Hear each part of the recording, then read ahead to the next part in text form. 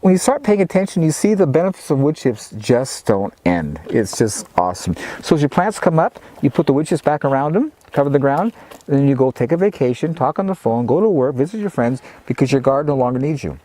It totally takes care of itself. Here's the most simple thing. If you look at nature, everything in nature has a covering. I shared in the film, we have skin, animals have fur, fish have scales, birds have feathers, and the soil is a living organism. And everywhere in nature where man has not been, there is a covering. I'm telling you, man, I am so provided for. I never go to the store under any circumstance for anything because it's all garbage. I don't like that. It's not even food. And I have an abundance, unlimited. I'm being totally cared for just like everything in nature is. And if you look at 6,000 years of human history, nothing in nature has ever experienced any shortage or lack, ever, for 6,000 years. Lack only shows up where man shows up and does these stupid things of uncovering the ground and destroying the soil. It's so amazing how simple it is. It's so simple. It's abundance at all levels, and so when you connect, all you have is abundance. You can't help it. This is awesome. So I asked the Creator, I noticed you don't use shovels. See, my thought was to dig out all the grass. Yeah, didn't you rototill the grass first? No, this is why I'm asking the Creator, because I noticed he doesn't use rototillers or shovels. And he does things really well. He grows amazing gardens with no work. And so I says, now, help me. How would you approach this? He says, just cover the grass with wood chips. Oh, I said, that's easy.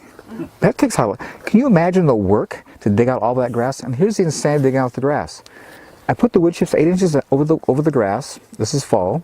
Came back in April to plant my fruit tree. I pulled the wood chips back.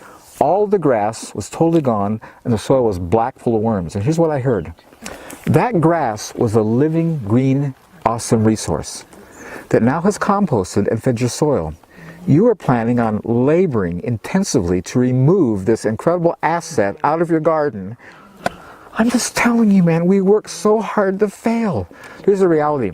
Things that are cut off from light and air die. There's no, you know why organic food costs so much? There's a reason. Because they spend so many hours having to weed. They're spending hours and hours weeding because they can't use, herbicides, and so they have to weed. But you see, there's no weeds. And you know why I don't have weeds? There's a very simple reason. In a tilled garden where you have dirt, what are you doing all the time after you plant? Watering. So every weed seed that blows in is hydrated, and it germinates. In this space, you can see on top of the ground how dry it is, because I don't water. So I only have weeds in the spring and fall when it rains all summer long. No weeds. And you just see how nice it was picking those greens. There was no mud in the foliage. You didn't wash them. Right. By not watering, you have much cleaner food, and it's very accessible. You don't have to wash it. I'm just. You start paying attention to the benefits of this wood chip thing. Mistakes are a major blessing for you. A what? Mistakes, doing things wrong, because they teach you. You see, the Word gives us instruction. It says, "In everything, give thanks." Yes. Everything includes making mistakes. And if you have an attitude of thanks, gratitude, you use that mistake as a learning device. Well, I won't do that again. So now you're smart. You know what doesn't work. And so even mistakes are a great advantage. They're really helpful. I made a lot of mistakes. I'm thankful because I get it. I'm not doing that again. And so it taught me the consequence of that poor choice that someone told me to do. So mistakes are beneficial. So don't ever look at them as, oh, I blew it. No, you didn't. You learned. This is so just remember it, log it in, and operate from that place of understanding, because now you're smarter. So I'm just telling you, it's so amazing how the owner's manual is so helpful. In everything, give thanks. It's huge. It changes everything in life. It's powerful. How true. Gratitude is the most healing and supportive thing to the human brain.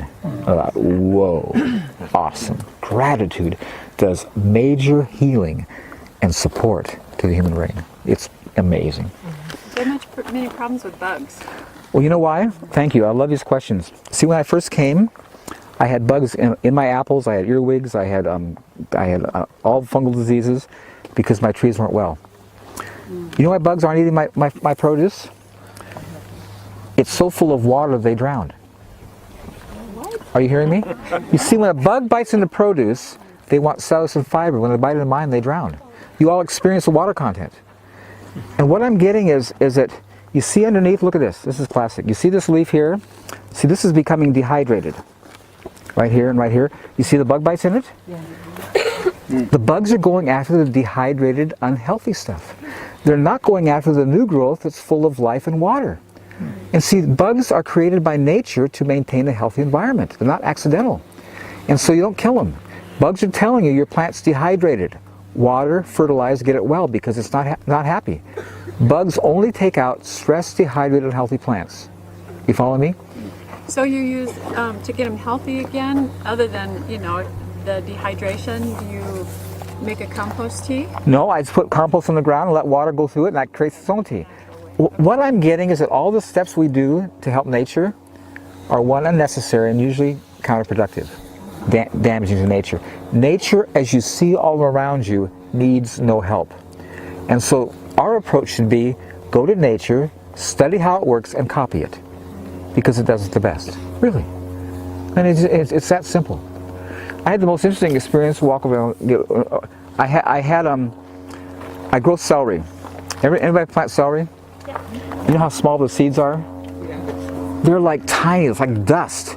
And when you plant them in a row, good luck getting them properly spaced. You drop one, three fall. So they come in too thick. So I had this awesome row of celery, way too thick. So I'm looking at these beautiful plants, I'm thinking like, I don't want to throw those away. I'm going to go plant my herb garden so I have more to give away. So in my herb garden, I've never seen a slug. They don't go there, ever. I took up all this celery, and when I took it up, I bare rooted it, and I planted it in my herb garden. So because it was bare rooted, it immediately stressed. The next morning, I'm feeding the chickens. I walk by, and the place is covered with slugs eating my celery. So I always do this, talk to me, to the Creator. And he always does this, just watch. He always says that to me. When I ask him questions, he says, just watch. That's okay. Come back the next day and all the foliage is eaten off the celery. We're down to the stumps. And I say, you tell me to keep watching? Yeah, keep watching. Come back the third day and the slugs are all gone. The celery grew back and was great. And what I got was, what he showed me was, you notice in your garden, the slugs never touch your celery when it was in the garden? Because it never put out a signal, I'm stressed, dehydrated. When you move those celery, they put out a signal, I'm stressed, I'm dehydrated, take me out. On the third day when that signal stopped, the slugs all left. And what I got that day was this amazing revelation that changed my whole life. Everything in nature except the human race is under the influence of the Father for the support and maintenance of a healthy environment, and they're all in communication one with another. It's only us that's not. And that's why the Word says, all of nature is groaning and travailing, waiting for the manifestation of the sons of God. It says all of nature. All of nature gets it. They're connected except us. It blew me away. I mean, I saw it. It was so obvious. They put out a signal, and when it stopped, they stopped. And so insects aren't bad. God told me they're His police force that He designed to maintain health on the environment. They have a purpose. They have a really good purpose. You don't kill them. If you look at those compared to those over there, they're quite a bit bigger. And they're under my tree. Those are in full sun. And the soil is the same. So that's the Creator, because it didn't make sense to me, because I'm told they grow better in full sun. You told me? It was powerful. You see that tree there, but in this kind of environment, have roots coming out way out here. It has a very huge root system that's taking in far more mineral content than it can consume. And so it has to displace the excess out through its foliage. And that strawberry underneath is being fed from the ground and the top. So it's getting an input of nutrients that things out in the open don't have. You're going to see when you walk in the orchard here, you're going to blow your mind at my squash that are just thriving everywhere with no water because they're getting all the input from the trees. So I'm telling people, the first thing you want to do to the vegetable garden is plant fruit trees. The first thing. Because your garden will do so superior having trees around it than not. Paul, do you ever let your land rest? I'm so glad you asked. That was powerful. See, in the owner's manual, the people who are under the fall, who are tilling, were told to let their ground rest every 7 years. Just every 7 years, give it a break, because it needs help because you've been stressing it. So I asked the Creator, how can I do this? I mean, do I go out and pick all my apples off? How do I stop growth to take this break every 7 years? And He just smiled at me. He says, if you notice in my garden, it doesn't take a rest every 7 years. It's resting all the time. It's always at rest. That was written to people who are under the fall, who are doing things negatively to the ground. But in my environment, there's no rest. And in my, there's nobody's resting because it's always resting. So mine's in an eternal state of rest. It's never stressed. There's nothing to let it rest from because there's no work. So it's always resting. You always plant your very best back because it's going to give you a higher return. When I harvest my garlic, I take my biggest garlic and plant back. When I look for seed, I look for the biggest plant to collect that seed because it's the best. And so you want to invest in your future, not subtract from your future by cutting and reducing. And again, it's just when you think about what we're doing, when you think about it, it's really stupid. And it's amazing how we keep doing it, never getting it. Like, duh, that's dumb.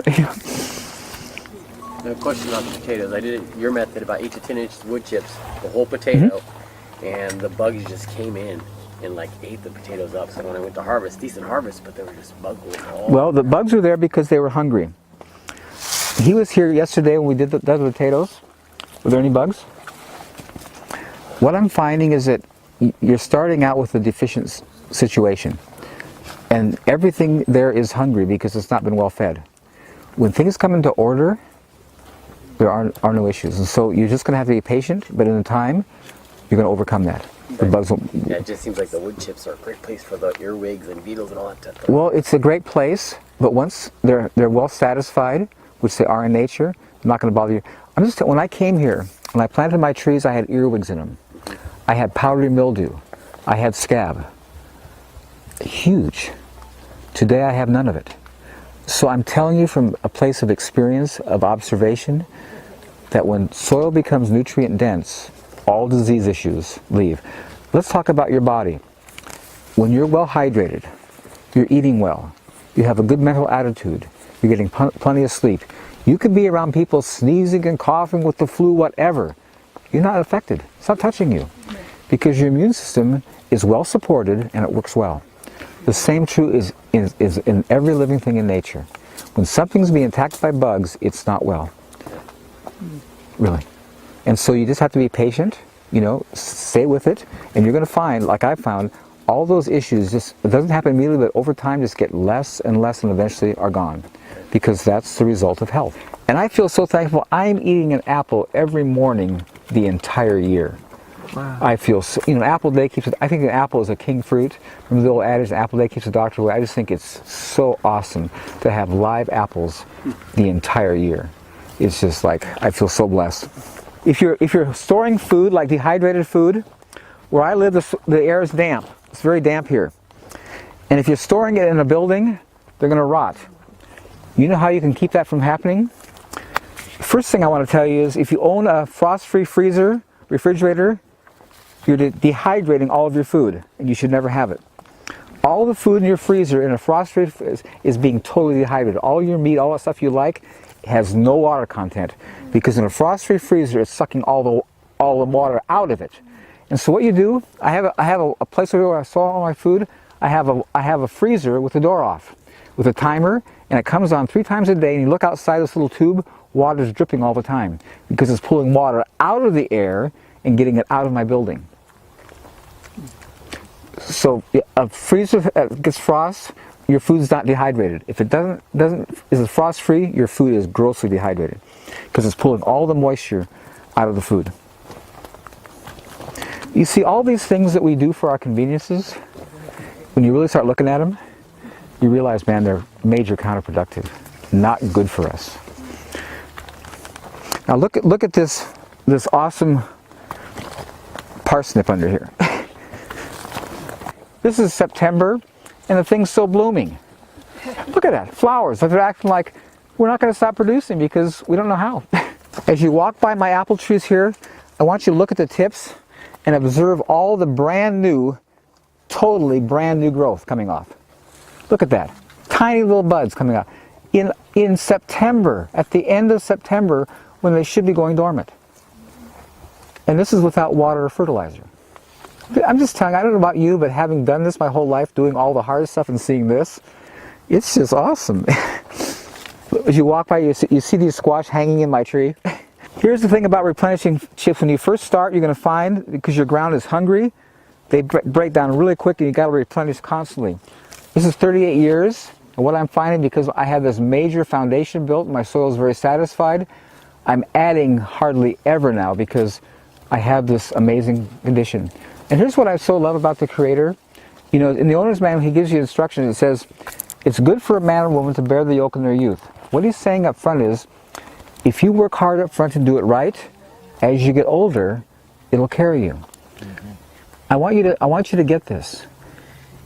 You see how I get around. I'm moving very slowly. You see the size of this place. And I'm maintaining it. Because it's not any work. And it's carrying me. This thing is producing far more food than it ever has.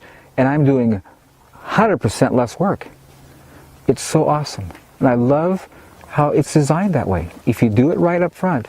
Well, these poor farmers today, you got to imagine how this is affecting their psyche. They're spending more and more each year to produce less and less.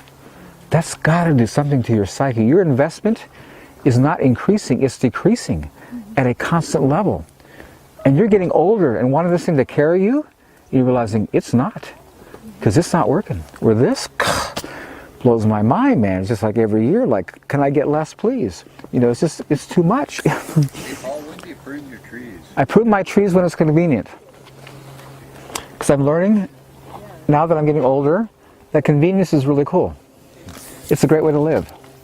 So in January, there's no lawn to mow, there's no garden to take care of, and all the leaves are out of my trees. And they're very accessible.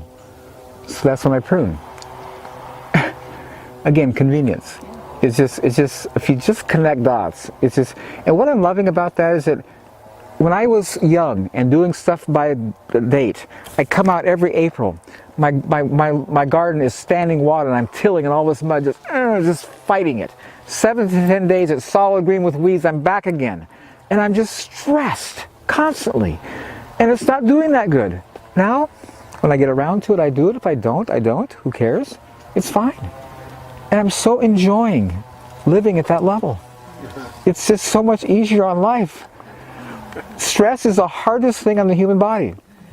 It's the hardest thing on the human body, stress. It's incredible what it does to us. And most of us, a lot of us, live at that level. And it's completely unnecessary, not by design, not intentional. I planted these watermelon in July. I'm being real. July thinking like, I'm going to do it because I have the seed, but no way. And I'm having stuff over there getting ready to eat. I'm flipping out like, you gotta be kidding. July in Western Washington planting watermelon and getting it. And I'm looking at this sky and we may have nice weather through October. This stuff isn't gonna end. It's just awesome. Do you ever save the seed? I save all my seed. Save all your seed? And I'll tell you why. The stuff you're buying, even though it's heirloom, is not growing in this environment. And I'll tell you, I bought some cucumber seeds from an heirloom company. I'm not going to mention names because I want to badmouth them because they're good. I planted a row, 3 came up. Yeah. I went and planted my seed, the whole row came up. And I got the reality of nutrient density. They're organic and they're heirloom, but they're not growing in this. The soil they're growing in was deficient, and because of that, the seed was deficient. So I encourage you, once you start growing food, collect your own seed because it's going to be better than what you can buy. And then it's acclimated. This is where it lives. It's not coming from, you know, across the country, so it's more in tune to where it's supposed to be. So always correct your own seed because nature doesn't import seeds. It just plants right where it is. You know, again, if you go to nature, you know, the answer is so simple. So up front, you may have to import something, you know, that you don't have, but once you have it, collect your own seed. My grass clippings all go to the chickens. See, all my yard waste, all the waste out of my house, all my ashes, everything goes to the chickens. Even ashes. Ashes are the most mineral-rich substance on the planet. Nothing has more mineral content than ashes. Did anybody remember Joel Wallach? He did a talk, Dead Doctors Don't Lie. Anybody remember that? Anyway, he was a very intelligent veterinarian. And the government in the 80s gave him a $30 million grant to study the importance of minerals on human health. Now, $30 million in the 80s was major, huge. We're talking like lots of money. It's a lot now, but a lot more then. So he had money to travel. So he travels the world studying cultures who lived over 100 years, like 120, 130. He found they had three things in common. The first is they had no electricity. The second is they grew all their own food. And the third was very interesting. They all heated themselves with wood, cooked with wood, and put the ashes back in their garden. And he discovered and found that wood ash has the highest mineral content of anything on the planet. And so when I'm hearing this, I get this prompting to bring back memory when my family was in Yellowstone National Park when it caught on fire. We were physically there when that fire started. And they thought it would take Yellowstone like decades to ever grow back and be nice again. In 2 years, it looked like a fire never happened. And what I got in the spirit was when fire goes through wood, the ashes are nothing but minerals. Everything else is consumed, but minerals are not destroyed by heat or fire. And so ashes are nothing but concentrated minerals. And if you've ever seen a place where there's a burn, immediately it comes back totally lush green, just thriving. You know why my food tastes so good? It's called mineral content. Minerals is what give flavor to food. The flavor of the food indicates its nutritional value. If food tastes good, it is good. If it doesn't taste good, it's not.